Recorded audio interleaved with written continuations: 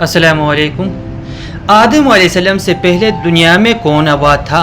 اسلامی حقائق اور راز۔ دوستو، کیا آپ نے کبھی سوچا کہ حضرت آدم علیہ السلام سے پہلے اس زمین پر کون رہتا تھا؟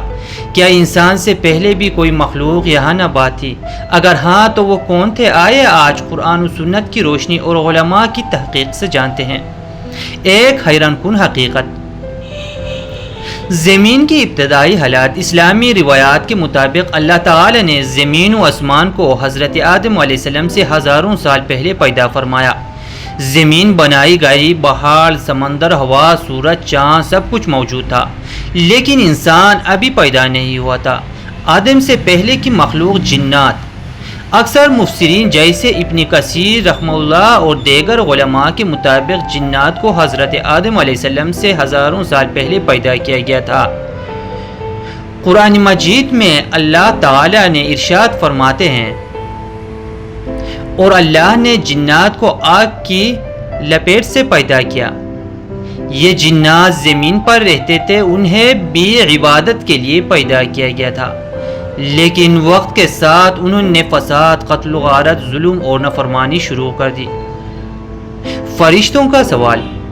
جب اللہ تعالی نے فرشتوں سے کہا کہ میں زمین میں خلیفہ بنانے والا ہوں، تو فرشتوں نے سوال کیا، کیا تو ایسے کو خلیفہ بنائے گا جو اس میں فساد کرے گا اور خون بہائے گا؟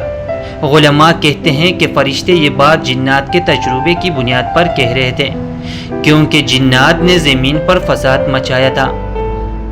جنات اور فرشتوں کی جنگ۔ روایات کے مطابق جب جنات نے زمین پر ظلم اور بغاوت بڑھا دی تو اللہ تعالی نے فرشتوں کو بھیجا، جنہوں نے جنات کو زمین سے نکال دیا اور سمندروں، جزیروں یا غاروں میں مخلوط کر دیا۔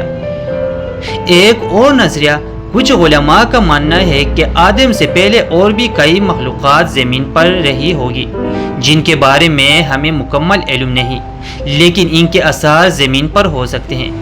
یہ نظریہ اس بات کی بھی حمایت کرتا ہے کہ زمین لاکھوں سال پرانی ہے اور اللہ کی خزانے بے حد بے شمار ہے۔